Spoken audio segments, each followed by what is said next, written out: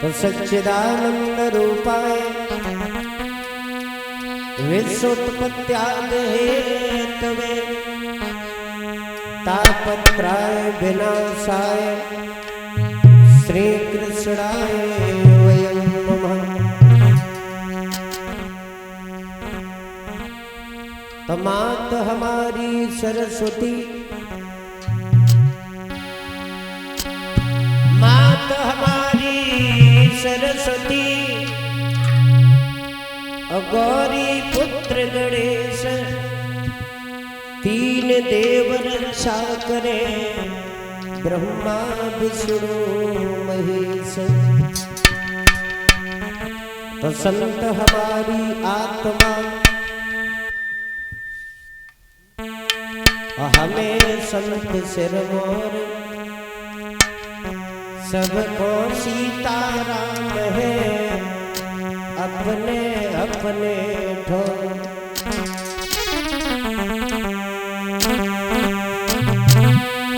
गुरुदेव नाम राम जिनका सर्व मंगल धाम है, उन पूज्य पिता के चरण में मेरे कोटि कोटि प्रणाम है। माता हमारी सरस्वती करो कंठ में वास, विद्या दे विनती करे तेरे हूँ चरणों का दास। बोलिए गोविंद भगवान की।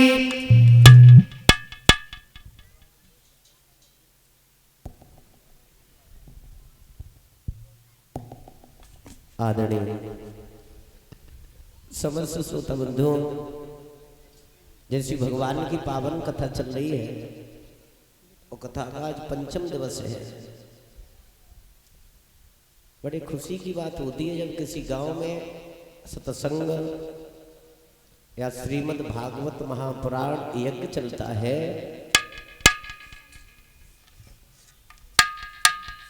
और इस कथा पांडाल में बैठने की कीमत हर आदमी नहीं समझता है। कुछ लोग तो यही विचार कर रहे होंगे, बलराम शास्त्री कथा करवा रहे हैं, एक शास्त्री हट नहीं पाते हैं तो दूसरी गाड़ी तब तक खड़ी नहीं।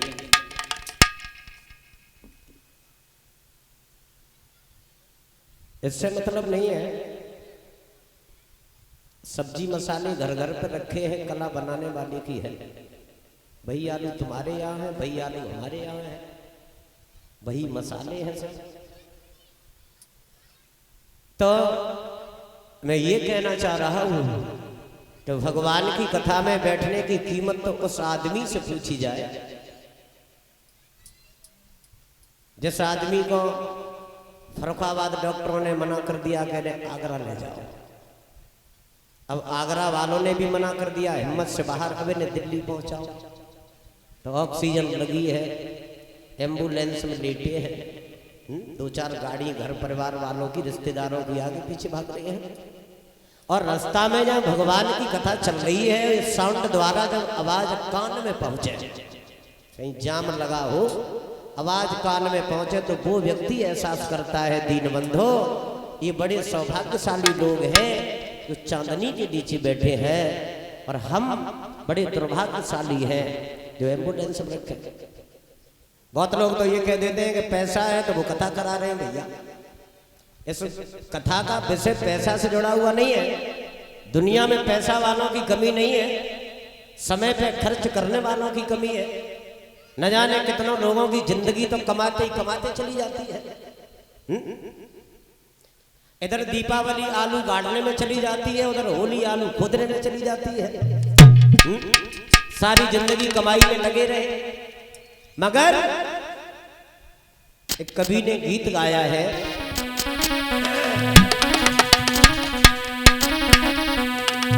दुनिया में आने के बाद कोई न कोई मुसीबत हर आदमी के पीछे पड़ी है।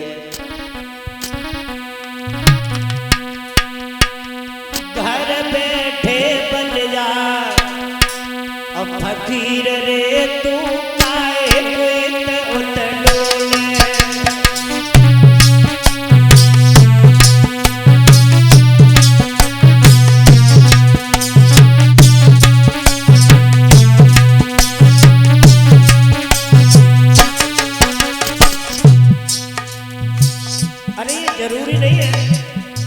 पीले कपड़ा रंगो, तिलक माला नहीं। ग्रस्त जीवन में रहने के बाद माताएं बहनों तुम भी ध्यान दो, सब घर का काम करो मगर एक ध्यान भगवान से होना चाहिए। घर बैठे बन जा फकीर रे तू, काहे कोई तवत ढूंढे।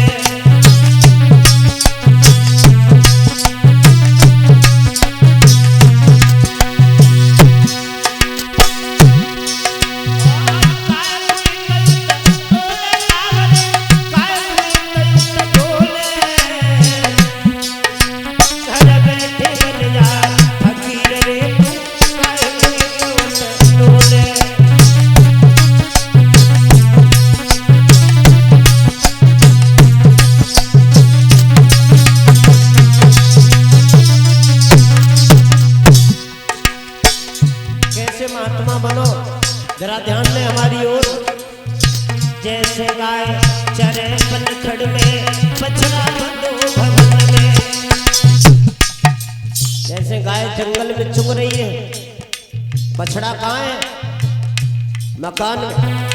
मगर जैसे गाय चरे पनखड़ में, बछड़ा बंधो भवन में।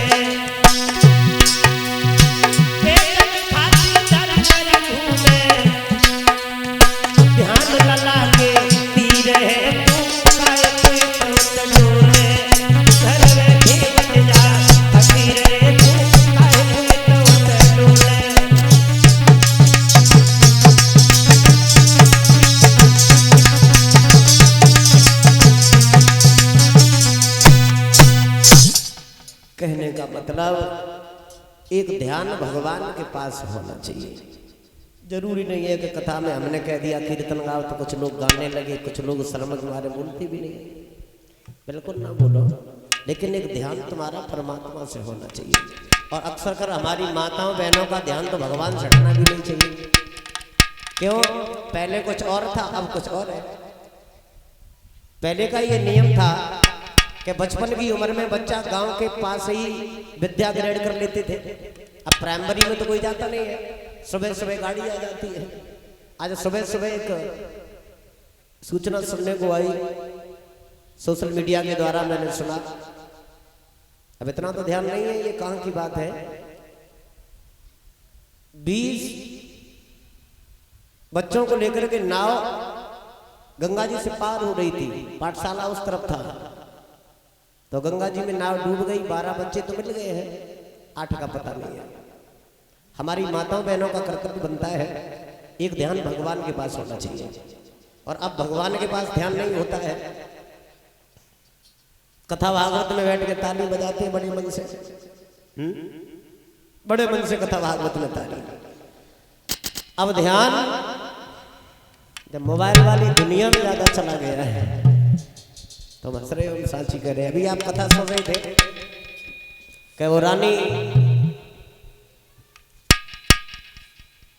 मथुरा निवासी महाराज उग्रसेन की धर्मपत्नी पवन रेखा जब जंगल में गई है, हरे भरे वनों का दृश्य निहार रही है, और उसी जंगल में एक द्रोमलिक नाम का राक्षस रहता था जिसने उस पतिव्रता के साथ में छल किया।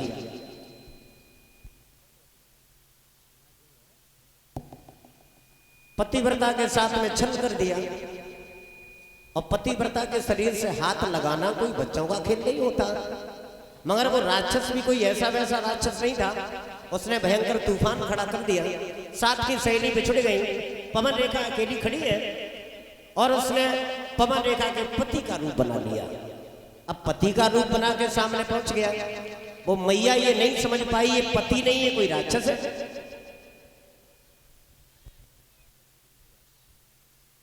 और चल कर दिया, अपने असली भेष में खड़ा हो गया। जवाब देने लगा।